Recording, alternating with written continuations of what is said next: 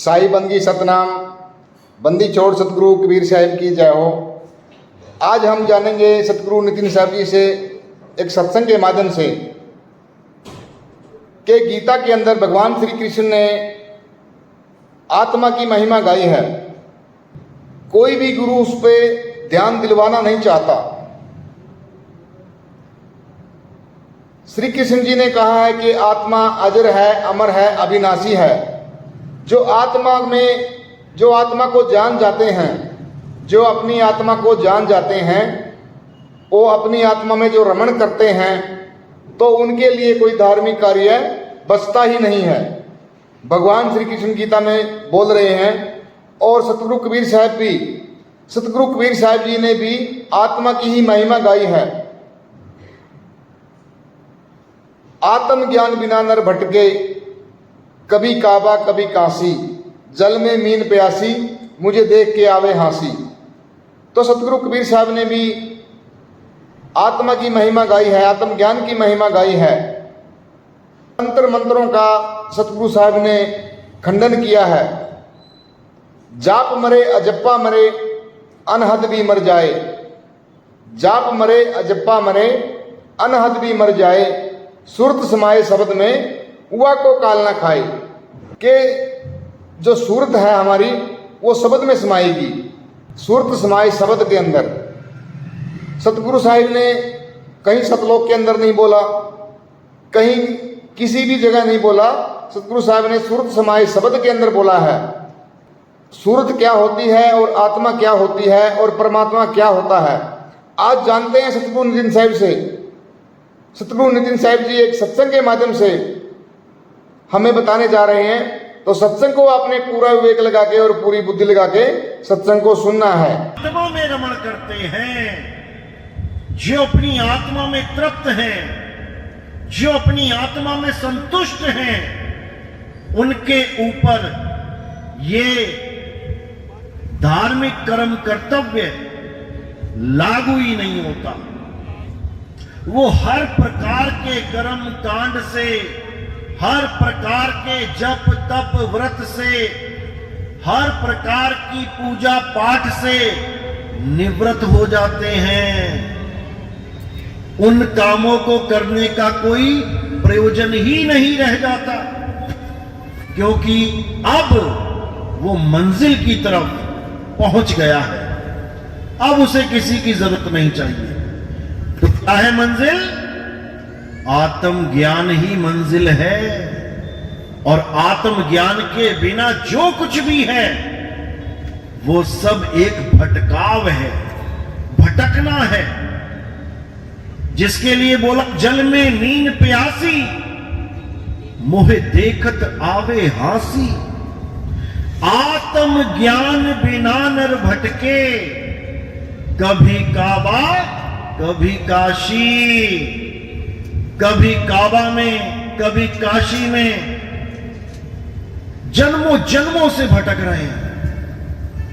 अब अगर हम गीता के कहे अनुसार उस आत्मा के लिए एक बार पूरे विवेक के साथ अगर हम ये काम कर जाएं, तो समझ लो अब जन्म मरण से हमारी मुक्ति होके रहेगी।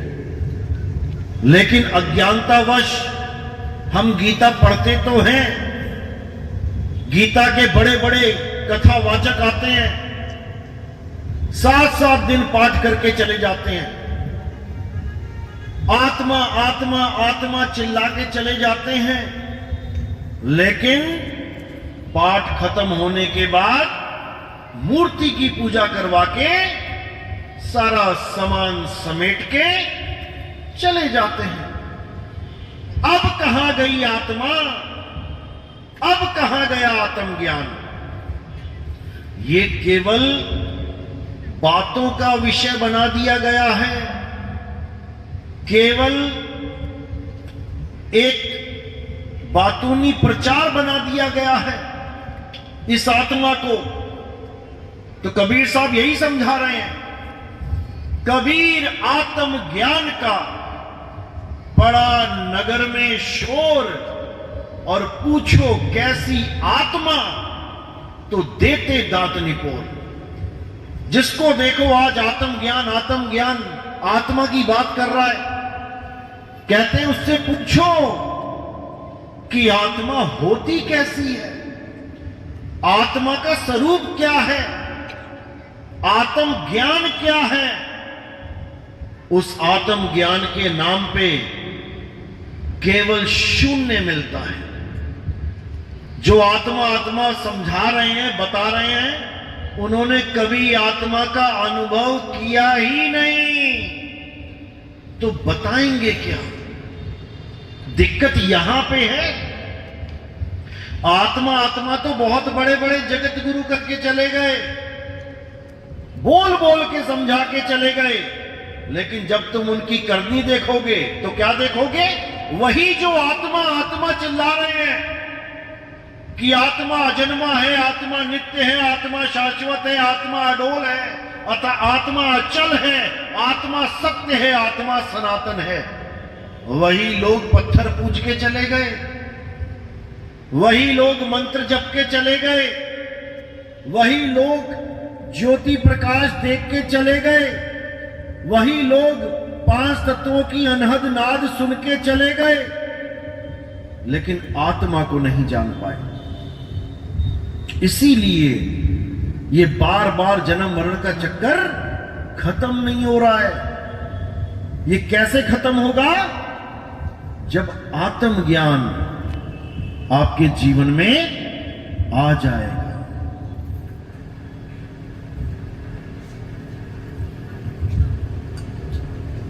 अब आएगा कैसे? अब दुकान पे तो मिलता नहीं आत्मज्ञान के, जाओ दुकान से खरीद लो। कहां मिलता है आत्मज्ञान? अध्याय 4 34वां श्लोक। हे अर्जुन, जो ज्ञान मैं तुम्हें समझा रहा हूं, इस ज्ञान को अनुभव करने के लिए तुम ऐसे तत्वदर्शी संत के पास जाओ जिसने आत्मा का अनुभव किया है, जो आत्मा को समझ चुका है, जो अपने शरीर को अलग और अपनी आत्मा को अलग करके जानता है। वही तुम्हें तुम्हारा आत्म ज्ञान समझा सकता है, तुम्हें आत्मा के साथ जोड़ सकता है, वही तुम्हें सत्य का दीदार करा सकता है। एक बार सत्य का दीदार हो जाने पर, एक बार सत्य का बोध हो जाने पर, तुम कभी अज्ञानता को प्राप्त नहीं कर पाओगे। यानी पंखे को और करंट को, जो दोनों को अलग अलग करके जानता है, अलग अलग करके अनुभव कर चुका है, वही तुम्हें दोनों को अलग अलग करके अनुभव ज्ञान दे सकता है। और एक बार अगर तुमने करंट को छू लिया, उसके बाद तुम्हें कोई विचलित नहीं कर सकता कि पंखा ही करंट है, कभी नहीं कर सकता। फिर तुम पंखे को अलग और करंट को अलग करके जानोगे, यानी शरीर को अलग और आत्मा को अलग करके जानोगे। फिर तुम कभी नहीं कहोगे कि कृष्ण जी शरीर हैं, राम जी शरीर हैं, शंकर जी शरीर हैं, कबीर साहब शरीर हैं, रविदास जी शरीर हैं, मीराबाई शरीर हैं। ये शरीरों का भेद ही खत्म हो जाएगा। फिर क्या बोलोगे? अरे राम कबीरा एक हैं, कृष्ण करीमा एक हैं, कहन सुनन में दो, और दो करके वो जानते जिन्हें सतगुरु मिलाना हो। सतगुरु मिल गया तो ये काया का भेद ही खत्म हो गया। अब सारी काया, जितनी भी काया दिख रही है, ये हो गया अलग तत्व, और जो आत्म है वो हो गया अलग तत्व। अब शरीरों का भेद खत्म। अब राम जी, कृष्ण जी, हनुमान जी का शरीर अलग अलग नहीं दिखेगा। अब अपना, मेरा, इनका, उनका शरीर अलग अलग नहीं दिखेगा। अब सब शरीर 5 तत्व के पुतले दिखाई देंगे। हवा है, पानी है, अग्नि है, धरती है, आकाश है। यही अलग अलग रूपों में बैठा हुआ है। नाम तो केवल तुमने रख दिया है। ये संजय, वो धीरज, वो मयंक, वो राजू, नाम हटा दो तो क्या है सामने? 5 तत्व। तुम भी 5 तत्व, हम भी 5 तत्व, सारे ही 5 तत्व। सारा भेद खत्म हो जाएगा। लेकिन ये 5 तत्व हमारा स्वरूप नहीं है। ये 5 तत्व है काया का स्वरूप। हमारा स्वरूप क्या है? हमारा स्वरूप है आत्म स्वरूप। इन 5 तत्वों की काया को, इन 5 तत्वों के असत्य तत्व को त्यागना है और आत्म तत्व को जानना है।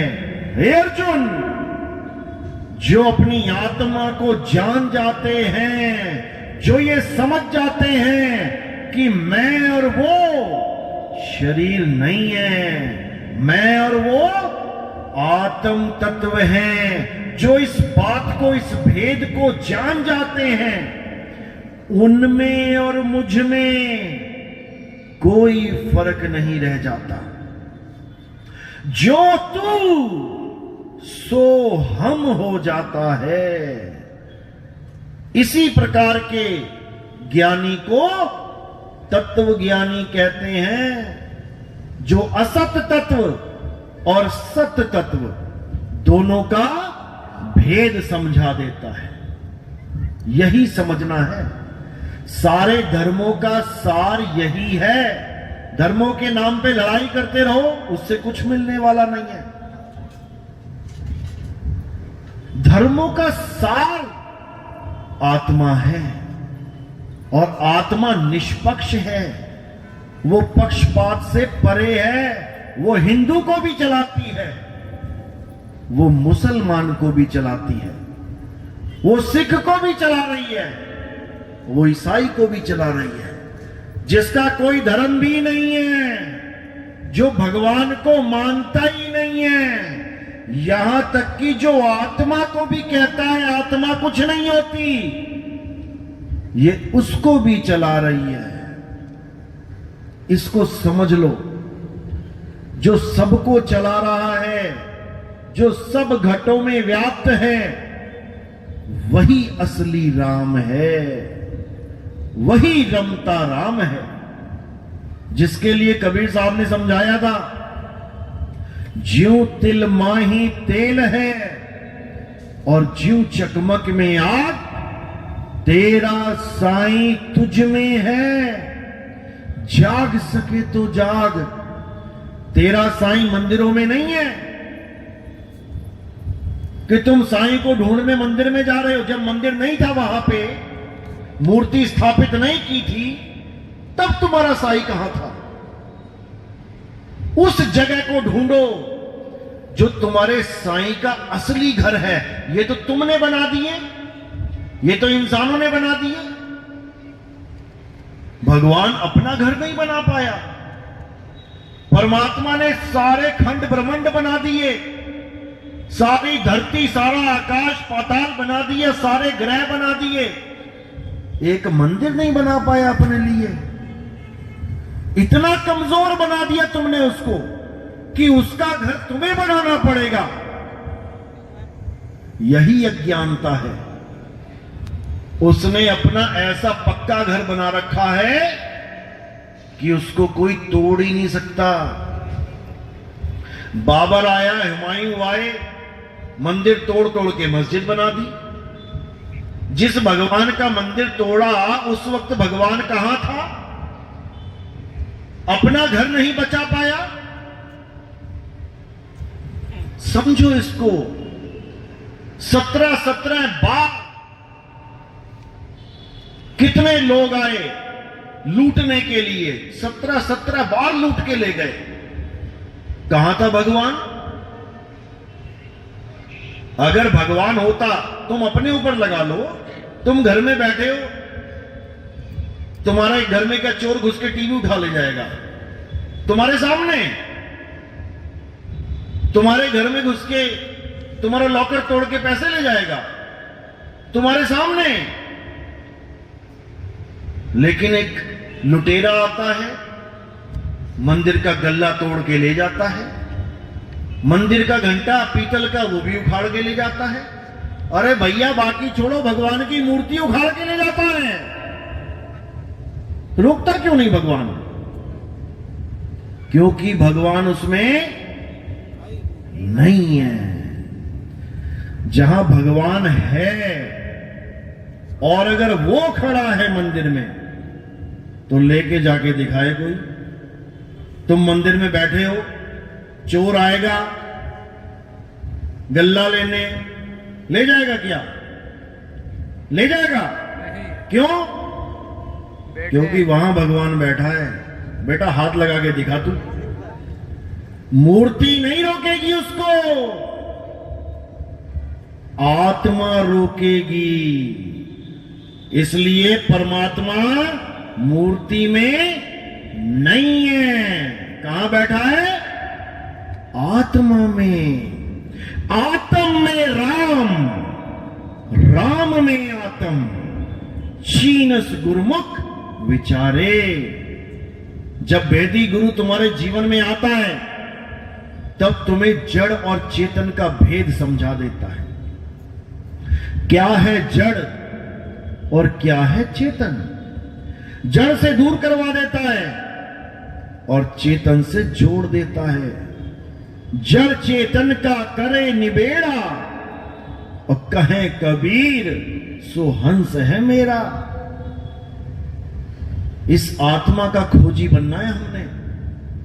ये पत्थर की मूर्तियां तो इंसान बना के बैठा है। देखो एक त्योहार आता है, गणेश जी का त्योहार आया तो पूरी सड़क पे गणेश ही गणेश, गणेश ही गणेश दिखाई देने लग जाएंगे। और तुम भी कंफ्यूज हो जाओगे, माथा टेकू तो टेकू कहां? चढ़ाओ जरा 10-10 रुपए हर गणेश की मूर्ति के आगे, चढ़ाओ जरा 100-100 रुपए। नहीं चढ़ा पाओगे, नहीं चढ़ा पाओगे, क्योंकि तुम्हारे भाव ही नहीं बनेंगे उस मूर्ति के साथ। भाव कहां बनेंगे? जाके मंदिर में। वही मूर्ति मंदिर में लग गई, अब तुम्हारे लिए भगवान हो गया। वही सड़क पे धूल खा रही है, कोई पूछने नहीं जा रहा उस भगवान को। तो इसी को समझना है। असली भगवान कहां है? हमारी आत्मा में विराजमान है। वही रमता राम है। हिंदू में भी रमा है, मुसलमान में भी रमा है, सिख में भी रमा है, ईसाई में भी रमा है। वही रमता राम है। कस्तूरी कुंडल बसे मृग ढूंढे वन माही, ऐसे रमता राम है ये दुनिया जाने नहीं। ये दुनिया नहीं जानती। उस रमता राम को ढूंढ नहीं रहे और बिल्डिंगें बनाने में लगे हैं। उससे क्या हो जाएगा? बड़े से बड़ा मंदिर बनाने में लगे हैं, होड़ लगी है। उस गली का मंदिर छोटा है, मैं इससे बड़ा बना लूं, फिर कोई एक और आएगा इससे भी बड़ा दान चंदा इकट्ठा करके और बड़ा बना लिया। अरे भगवान के लिए एक घर बहुत था भाई, हर गली में एक एक घर बना दिया तुमने। जबकि कहां रखा है भगवान को? हनुमान जी ने कहां दिखाया? राम जी को छाती फाड़ के दिखाया। उन्होंने मंदिर नहीं दिखाया कोई, उन्होंने कहा मेरे अंदर मेरा राम बसता है। लेकिन तुम्हारी समझ में नहीं आएगा, तुम मंदिर वाले राम को ढूंढ रहे हो, हम मन के अंदर वाले राम की बात कर रहे हैं। दिक्कत यहां पे है केवल मंदिरों की बात नहीं है, बड़े बड़े आश्रम बन रहे हैं भगवान के नाम पे, बड़े बड़े आश्रम बन रहे हैं संतों के नाम पे। जिन संतों को झोपड़ी नसीब नहीं हुई, उन संतों के नाम पे अरबों खरबों रुपए के आश्रम बने हुए हैं। जिन संतों को रोटी नसीब नहीं हो रही थी, उन संतों के सिर पे करोड़ों रुपए के मुकुट रख दिए सोने के। जिन संतों को दिया जलाने के लिए तेल नहीं मिल रहा था, आज लाखों लीटर दिया तेल चढ़ाया जा रहा है उस दिए को जलाने के लिए। यह सब भरमजाल है। आत्मा के अलावा और कहीं किसी को खोजने की जरूरत ही नहीं है। जीते जी तो छोड़ो, बड़े बड़े आश्रम बना रहे हैं साधु संत, मरने के बाद समाधियों की होड़ लगी है। मेरे गुरुजी का अंतिम संस्कार हो गया जी, मेरे गुरुजी देह त्याग गए, अब मैं यहां पर 50 लाख की समाधि बनाऊंगा। अब बताओ, मिट्टी मिट्टी में मिल गई, दफन करो, खत्म करो।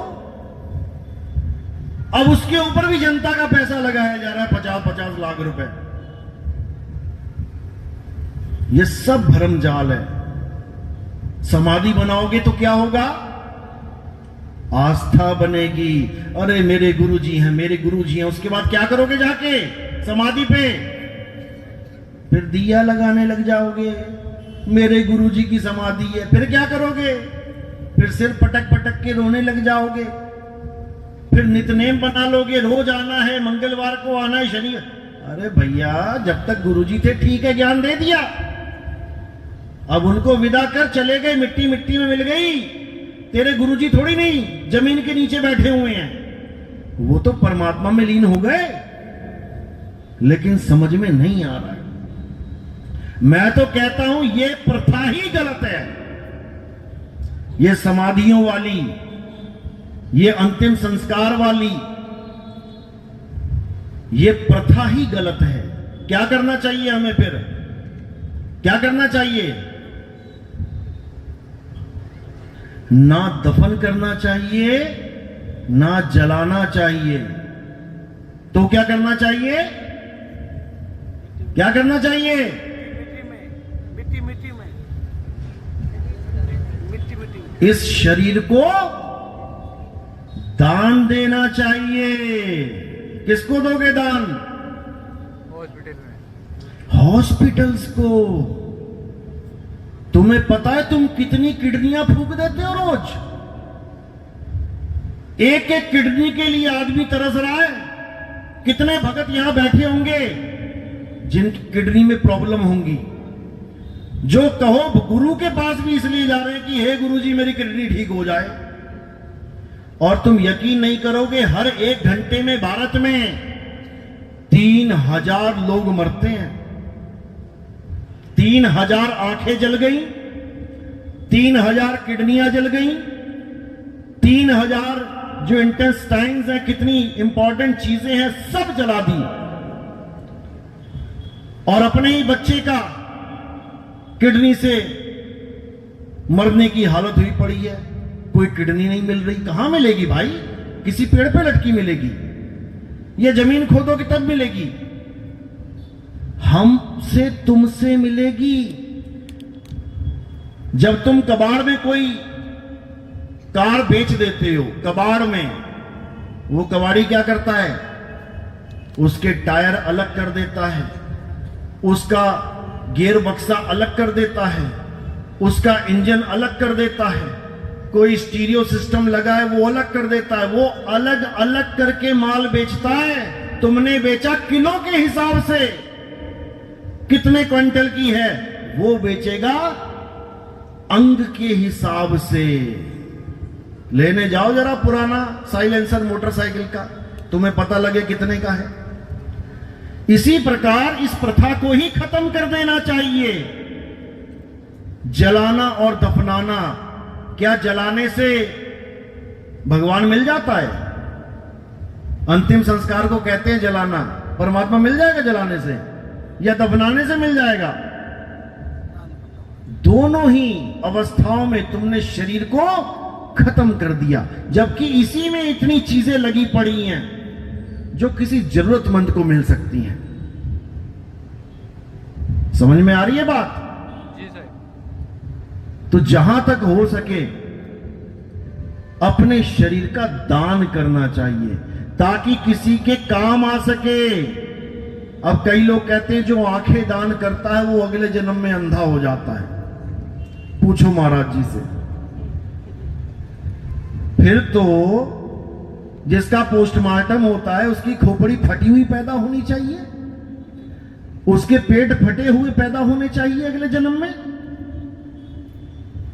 यह बिल्कुल गलत इंफॉर्मेशन है। यहां तक कि आज मैं इस मंच से ऐलान करता हूं कि जब मेरा शरीर नाश होगा तब ना मुझे जलाया जाए और ना मुझे दफनाया जाए। इंडियन आर्मी की जो हॉस्पिटल प्रणाली है मुझे वहां पे दान दे दिया जाए। मेरी किडनी, मेरी आंखें किसी फौजी को अगर मिलेंगी तो मैं कहता हूं इस जन्म का भी हमने, इस शरीर को भी हमने सफल कर दिया। परमात्मा तो मिलेगा, लेकिन किसी को जीवन दान भी मिलेगा। ये मैसेज भी देना है हमने। ये बहुत इंपॉर्टेंट शरीर है, ये ऐसे नहीं मिलता। अगर किसी के काम आ जाए तो इससे बड़ा कोई पुण्य भी नहीं है। हालांकि हम पाप और पुण्य से ऊपर हैं, लेकिन फिर भी किसी का भला हो तो जरूर करना है। तो बात है आत्मा की और शरीर की। शरीर असत्य है, एक दिन माटी में मिल जाना है। आत्मा कभी माटी में नहीं मिलती। आत्मा सत्य है, सनातन है। आत्मा को ही प्राप्त करना हमारे जीवन का लक्ष्य है।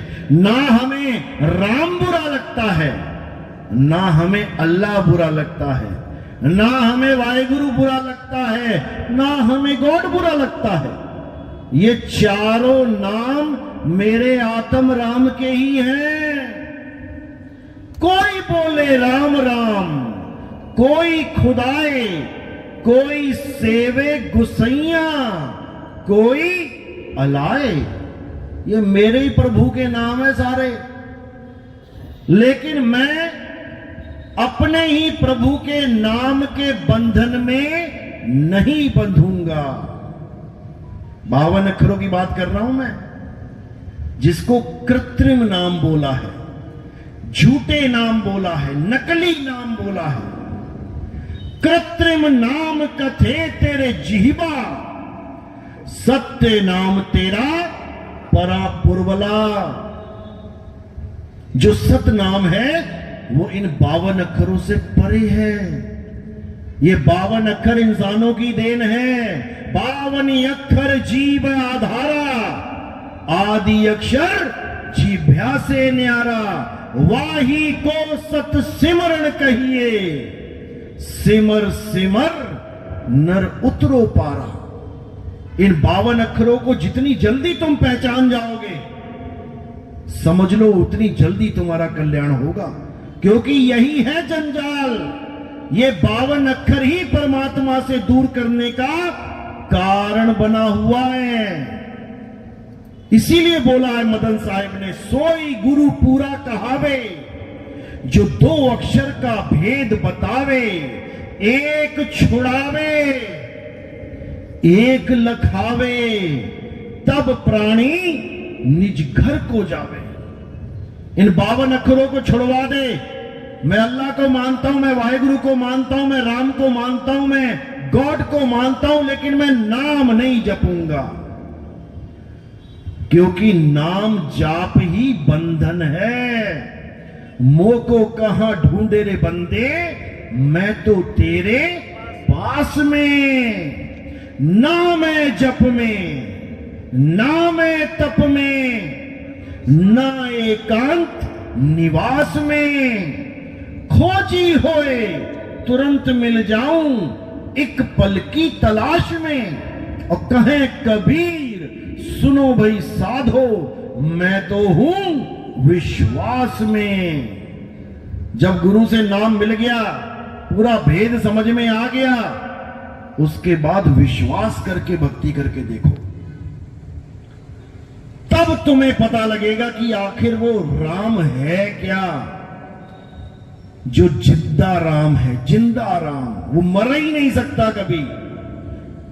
और जो जिंदा राम की पूजा करेगा वो भी सदा सदा के लिए अमर हो जाएगा, मरेगा ही नहीं। हम ना मरिब मरिब संसारा, हमको मिला जियावन हारा। मुझे वो जियावन हारा मिल गया कि अब मैं चाह कर भी नहीं मर सकता, चाह कर भी नहीं। कोई तैराक है जिसको तैरना आता है, तुम डाल दो पानी में उसको, स्विमिंग पूल में गिरा दो, 50 फुट का स्विमिंग पूल हो, उस तैराक को कहो तू इसमें डूब के मर जा, मर जाएगा क्या? जाएगा डूबने, लेकिन जब सांस उखड़ेगी एकदम ऊपर आएगा सांस लेने, क्योंकि वो तैरना जानता है। और जो तैरना नहीं जानता है वो चाह कर भी नहीं बच पाएगा। चाहता तो है कि मैं बच जाऊं, लेकिन बेचारा बच नहीं पाएगा, क्योंकि उसे मरने की कला ही नहीं पता। और कबीर साहब इस संसार में यही कला सिखाने आते हैं। अरे मरता मरता जग मुआ, मरना न जाने कोई, और ऐसी मरनी जो मरे बहुर न मरना होए। तुम एक बार ऐसे मर के देखो जैसे मैं समझा रहा हूं, उसके बाद तुम्हारा जन्म और मरण खत्म ना हो जाए तब कहना तुम्हारा जन्म मरण खत्म हो जाएगा। और जिसको तुम मौत समझ के बैठे हो वही तुम्हारा जीवन हो जाएगा सदा सदा के लिए। जिस मरने से जग डरे मेरे मन आनंद, और मरने पर ही पाइए पूर्ण परमानंद। वो मौत तुम्हारे लिए एक पर्व बन जाता है, त्योहार बन जाता है, क्योंकि तुम्हें पता है कि मैं तो मर ही नहीं सकता, मैंने केवल शरीर को त्यागना है। और कैसे त्यागना है?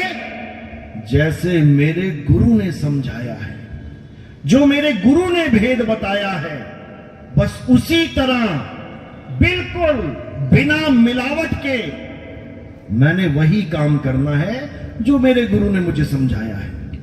बस यहीं से काल का जाल टूट जाएगा, काल सिर झुका देगा, और तुम काल के सिर के ऊपर पैर धर के इस 3 लोक से निकल जाओगे। ये 3 लोक ही है उसका जाल। 3 लोक एक जेल है, पाप पुण्य 2 जाल, सारा जग भोजन बना, खाने वाला काल। ये जितना तुम्हें दिखाई दे रहा है, धरती आसमान पाताल, ये 3 लोक है। इसमें जो भी आ गया उसका नाश निश्चित है। अब इस 3 लोक से निकलना है तो क्या करना पड़ेगा?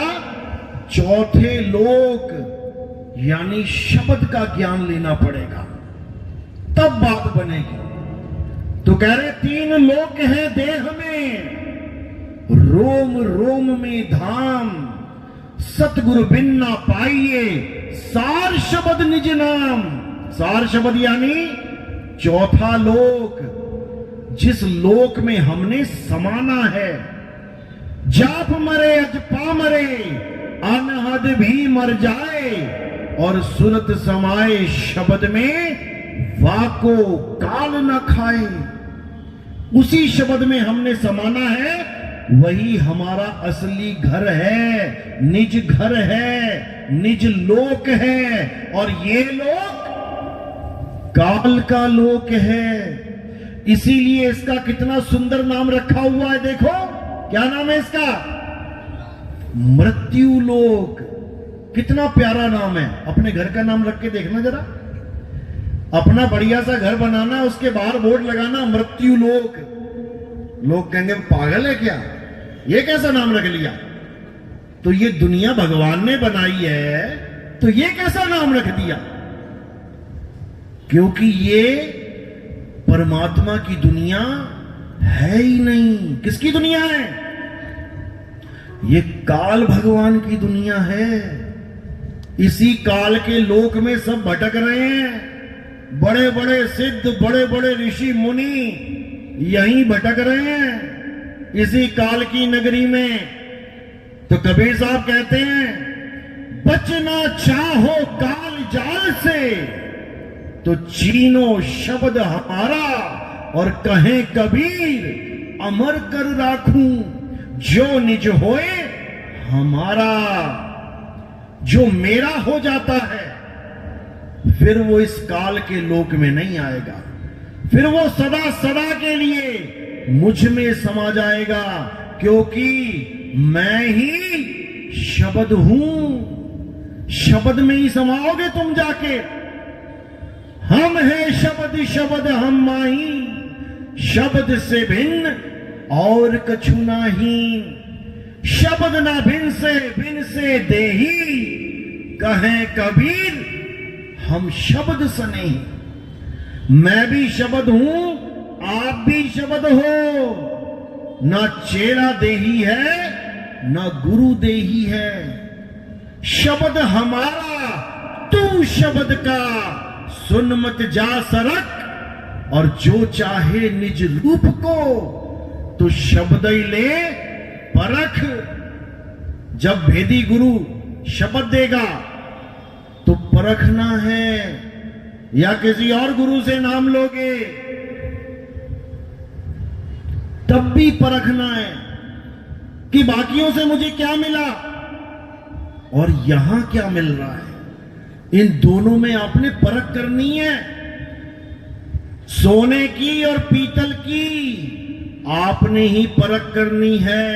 हीरे की और कांच की आपने ही परख करनी है, तभी पारखी कहलाओगे। और ये परख सिखाएगा कौन?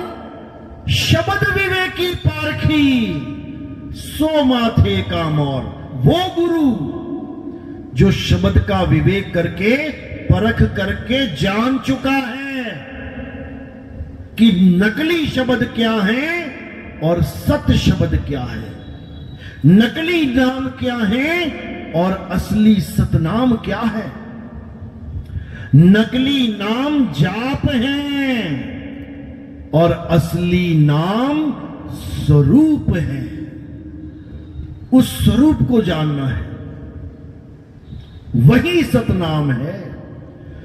सत्य नाम कोई नाम नहीं, ये है आपन रूप। और जो जाने इस भेद को, तो पावे आप स्वरूप।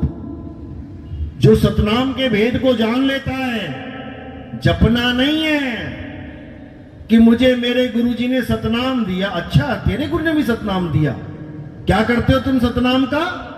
जाप करता हूं, सतनाम सतनाम सतनाम। ये तो वो बात हो गई कि मिर्ची लगी तो गुरुजी ने चीनी का नाम दे दिया, गुड़ का नाम दे दिया, अब जप रहा है बेचारा, चीनी गुड़ चीनी गुड़ चीनी गुड़। तो मुंह मीठा हो जाएगा क्या? सत्य नाम है सार, पूछो संत विवेक करी, उतरो भव जल पार। सतगुरु उपदेश यही। सत्य नाम है सार। सार यानी जिसका कभी किसी काल में नाश ना हो, और असार जिसका कभी भी नाश हो सकता है। तो सतगुरु ऐसा चाहिए जैसा सूप सुहाए, और सार सार तो गही रहे, थोथा दे उड़ाए। यानी ये काया का खेल उड़ा दे, और आत्मा का भेद बता दे, तब जाकर तुम आत्मज्ञानी कहलाओगे। नहीं तो इन्होंने मंत्र ज्ञानी बना दिया, जपी बना दिया, तपी बना दिया, सती बना दिया। बनाना क्या था? आत्मज्ञानी। आत्मज्ञानी का मतलब ये नहीं कि मैं 10 माला जपता हूं, मैं 20 माला जपता हूं, ये आत्मज्ञानी नहीं होता, ये जपी होता है। आत्मज्ञानी का मतलब ये नहीं कि मैं नंगे पैर शोलों पे चलता हूं, इसको तपी कहते हैं। आत्मज्ञानी का मतलब ये नहीं कि मैं घर बार छोड़ के जंगल में जाके गुफाओं में रहता हूं, पत्ते खाता हूं, इससे अच्छा बकरी की जून में चला जाता, इंसान क्यों बन गया। आत्मज्ञानी का मतलब है जो अपनी आत्मा को जान ले, वही आत्मज्ञानी है। आत्मकथा जब कोई लिखता है वो किसी और की कथा नहीं लिखता, अपनी कथा लिखता है। जब कोई आत्महत्या करता है किसी और की हत्या नहीं करता, अपने शरीर की हत्या करता है।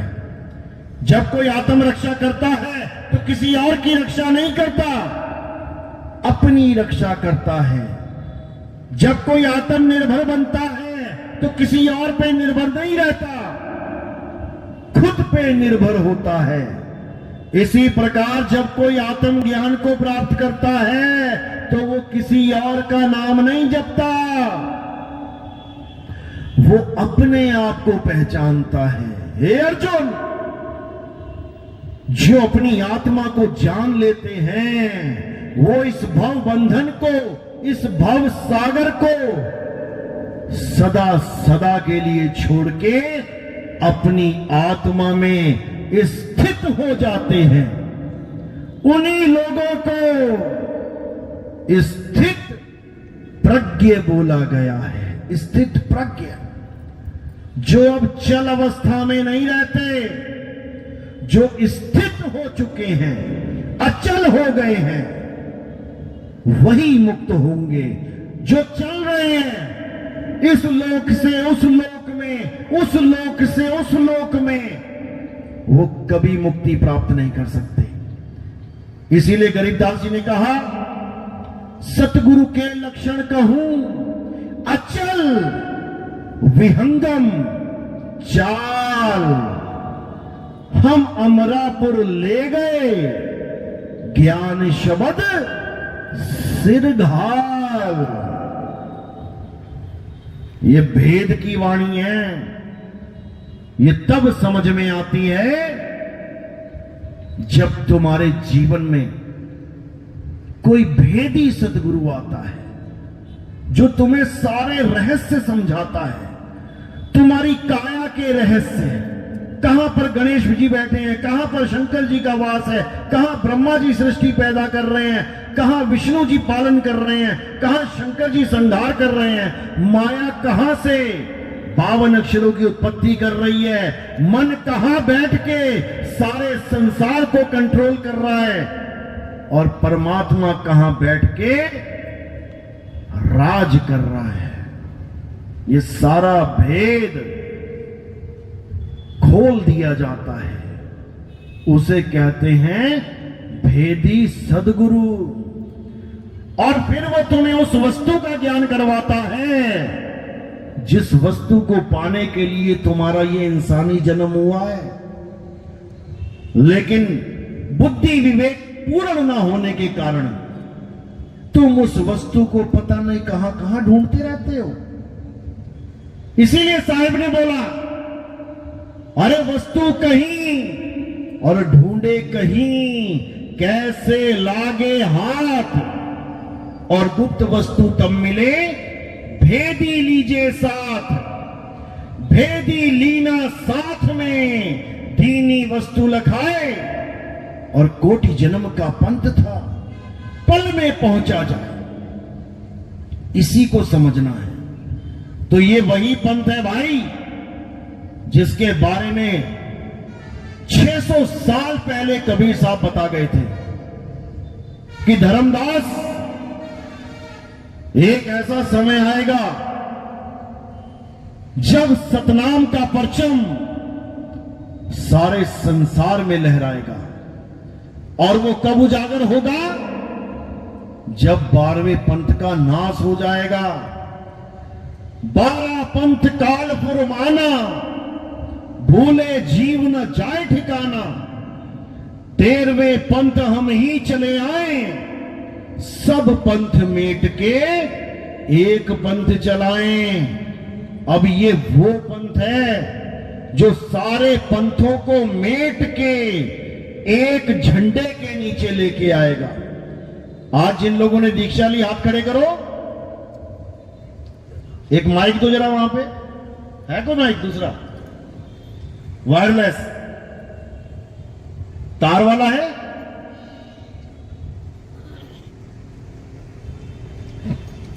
फिर से हाथ खड़े करो। कहां से नाम लिया था पहले? किसी गुरु से लिया था? कहां से? आवाज नहीं आ रही। सच्चे सौदे से लिया था। बहुत अच्छी बात है। रामपाल जी वाले कितने? हाथ खड़े करो केवल। बहुत बढ़िया। राधा स्वामी वाले जो आज तक भी ले चुके हैं नाम, पिछले पंथ में थे। धन सतगुरु वाले, नाथ पंथ वाले, कोई क्रिश्चियन में था, कोई मुस्लिम है, सब अलग अलग पंथों से।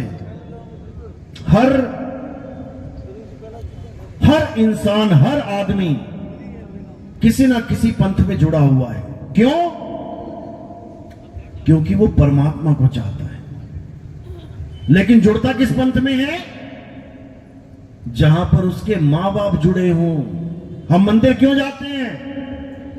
क्योंकि हमारे मां बाप जाते हैं, हमें लेके जाते हैं। हम मस्जिद क्यों जाते हैं? क्योंकि हमें मां बाप लेके जाते हैं। हर धर्म का बच्चा अपने ही धर्म में क्यों जा रहा है? क्योंकि उसके मां बाप लेके जा रहे हैं। लेकिन जिस दिन बच्चे ने यह समझ लिया कि ठीक है, मेरे मां बाप मुझे लेके गए, अच्छी बात है, जहां वो जुड़े थे वहां मुझे जोड़ दिया, अच्छी बात है, लेकिन परमात्मा ने मुझे विवेक बुद्धि दी है। क्यों दी है? ताकि मैं भी कुछ विचार कर सकूं, मैं भी ये समझ सकूं कि जहां मुझे मेरे माता पिता ने जोड़ दिया है, वो जगह, वो पंथ पूर्ण ज्ञान दे भी रहा है कि नहीं। कैसे परख होगा? विवेक और बुद्धि से। इसलिए जो जहां जुड़ा है अच्छी बात है, क्योंकि ये मूल ज्ञान ऐसे समझ में भी नहीं आता। ये पीएचडी की पढ़ाई तब तक समझ में नहीं आती जब तक तुम मास्टर डिग्री ना कर लो। इसलिए जहां तक पिछले गुरुओं ने आपको ज्ञान दिया, बहुत अच्छी बात है, आपको इस लाइन में डाला कि आप धीरे धीरे धीरे आगे बढ़ते रहे। बढ़ते बढ़ते YouTube पे खोजने लगे, कोई संतों की वाणी, कोई राम जी की कहानी, कोई कुछ और एकदम आपके मोबाइल में हमारा सत्संग आ गया। एकदम देखेंगे ये क्या है, काले पर्दे पे सफेद अक्षर, और बस गलती से टच किया होगा एक बार। उस गलती की सजा क्या है पता है? क्या है? आज यहां बैठे हो तुम लोग, ये उसी गलती की सजा है जो तुमने गलती से गलती कर ली थी, जानबूझ के नहीं करी थी। तुम्हें पता भी नहीं था कि उस काले पर्दे और सफेद अक्षरों के पीछे है क्या, लेकिन तुमने जैसे ही छुआ तो तुम्हारे दिमाग की बत्ती जल गई और अज्ञान हो गया छूमंतर। कई लोग मुझे कहते हैं, आपने शुरुआत में सत्संग किए थे, वो काले से पर्दे पे सफेद से अक्षर, ये क्यों चुना आपने? बाकी लोग बढ़िया बढ़िया फोटो लगाते हैं, बढ़िया बढ़िया लिखते हैं, आप केवल काले पर्दे पे सफेद अक्षर लिख के प्रचार कर रहे थे। क्योंकि उन्हें पता ही नहीं है कि ये सारा matter he black and white का है? काला पर्दा क्या है? अज्ञान है। और उसमें गोरे गोरे अक्षर क्या हैं? ज्ञान है। गुरु का मतलब ही यही होता है। गु कहिए अंधकार, रू कहिए प्रकाश। तो वही गुरु तुम्हारे मोबाइल में सामने आ गया था तुम्हारी बत्ती जलाने के लिए, और ऐसी बत्ती जलाई कि अब दोबारा अंधकार आ ही नहीं सकता। ये है गुरु की महिमा। लोग कहते हैं गुरु क्या होता है, गुरु क्या होता है? गुरु ही जीवन है। बिना गुरु के जीवन भी नहीं है। जिसका कोई गुरु नहीं होता उसका जीवन शुरू ही नहीं होता, क्योंकि जीवन की शुरुआत ही गुरु है। जैसे ही आप पैदा हुए अब आपने गुरु बनाना शुरू कर दिया। पहले तो दूध पिलाने वाली मां ही तुम्हारा गुरु बन गई। कैसे दूध पीना है, कैसे क्या करना है, उसके बाद कैसे बोलना है, कैसे चलना है, कैसे पढ़ना है, कैसे लिखना है, दुनिया भर के गुरु बनाते बनाते बनाते आज तुम डीसी बन गए हो, आज तुम कलेक्टर बन गए हो, आज तुम सीएम पीएम बन गए, तो कह रहे हो हमें गुरु की क्या जरूरत है? अच्छा, बिना गुरु के आ गए यहां तक। बड़ा आसान है ये कहना, अरे हमें गुरु की क्या जरूरत है? अरे तू कदम कदम पे गुरु बनाता हुआ आया है। अगर गुरु ना बनाता तो एक अक्षर भी ना बोल पाता, गूंगों की भाषा बोल रहा होता। नहीं यकीन है तो एक बच्चा पैदा होता है जंगल में छोड़ा, केवल खाना देने जाना है वहां पे, मां जाए दूध पिलाए घर वापस आए, मां जाए दूध पिलाए घर वापस आए। बड़ा हो जाए तुम जाओ रोटी खिलाओ घर वापस आओ, बोलना नहीं उसके साथ कुछ। तो 18 साल के बाद क्या करेगा वो? तुमसे बातें करेगा आके? उसको एक अक्षर नहीं आता होगा बोलना। कहो वो भेड़िए भेड़िए की आवाजें सीख जाए, ऊ करना, किसी चिड़िया विड़िया की आवाज सीख जाए, काव काव करना, पर तुम्हारे जैसे अक्षर नहीं बोल पाएगा वो। इसलिए आज अगर हम यहां तक पहुंचे हैं, हम गुरु की बदौलत पहुंचे हैं। तो दुनिया में स्टैंड करने के लिए जब गुरु की जरूरत पड़ रही है तो परमात्मा क्या इतना सस्ता समझ लिया तुमने कि परमात्मा पाने के लिए हमें गुरु की जरूरत नहीं है? अरे जिनकी तुम पूजा कर रहे हो, राम जी कृष्ण जी जो 3 लोक के मालिक के धनी हैं, वो तक गुरु बना के बैठे हैं। राम जी के गुरु वशिष्ठ जी, कृष्ण जी के गुरु संदीपन जी, उनको गुरु की क्या जरूरत है? जब वो गुरु बना के बैठे हैं तो भैया तुम्हें क्यों शर्म आ रही है गुरु बनाने में? दिक्कत ये है। कई लोग कहते हैं जी गुरु जेलों में पड़े हैं। अरे भाई अपनी करनी भोग रहे हैं, तुम्हें क्या दिक्कत है? एक डाल दो पंछी बैठे, एक गुरु एक चेला, और गुरु की करनी गुरु भरेगा, चेले की करनी चेला।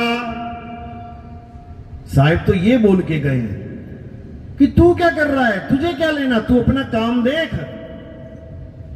एक केमिस्ट्री का प्रोफेसर या एक डॉक्टर खूब दारू पीता है, डॉक्टर खूब दारू पीता है, और तुम्हारी भी दारू पी पी के किडनी फेल हो गई, लीवर सड़ गया। अब क्या तुम इलाज कराने नहीं जाओगे वहां पे उस डॉक्टर से? तुम क्या कहोगे? अरे वो तो खुद दारू पीता, मेरा इलाज क्या करेगा? इलाज उसकी दारू नहीं करेगी, इलाज उसका ज्ञान करेगा। कहो वो तुम्हें ठीक ही कर दे पूरा, लेकिन खुद को दारू से नष्ट कर लेगा, खुद के शरीर को नष्ट करवा देगा दारू पी पी के, लेकिन पता नहीं कितने मरीजों को ठीक कर देगा। तो तो इसी को समझना है, वो गुरु की करनी है। कोई जेल में बैठा है तो अपने कर्मों से बैठा है, तुम्हें थोड़ी नहीं जेल में ले जा रहा, तुम अपने कर्म ठीक कर लेना, लेकिन गुरु से ज्ञान जरूर लेना है, तभी कल्याण होगा, नहीं तो नहीं होगा। चलो आज का सत्संग यही समाप्त करते हैं। मेरी बातें किस किस के समझ में आई, हाथ खड़े कर दो एक बार। पूरे ज्ञानी बन गए हो, बहुत अच्छी बात है। इस जन्म में भी नहीं बनोगे तो कभी नहीं बन पाओगे, ये आखिरी मौका है। अगर ये मौका निकल गया आज से, बड़ी दिक्कत हो जाएगी। चलो आज का सत्संग यही समाप्त करते हैं, और आगे का जो प्रोग्राम है वो आपको दीपक जी बता देंगे, किरण जी। तो जयकारा लगाएंगे और उसके बाद समापन करेंगे। बोलिए परमपिता परमात्मा की, सदगुरु बंदी छोड़ कबीर साहिब की, सदगुरु मदनपति साहिब की, सदगुरु जाहिरपति साहिब की, सदगुरु राम सेवक साहिब की, सदगुरु वैराग साहिब की, सभी संतों की, सभी भक्तों की, आज के आनंद की, सकल हंस को बंदगी साहेब बंदगी, सतनाम सतनाम।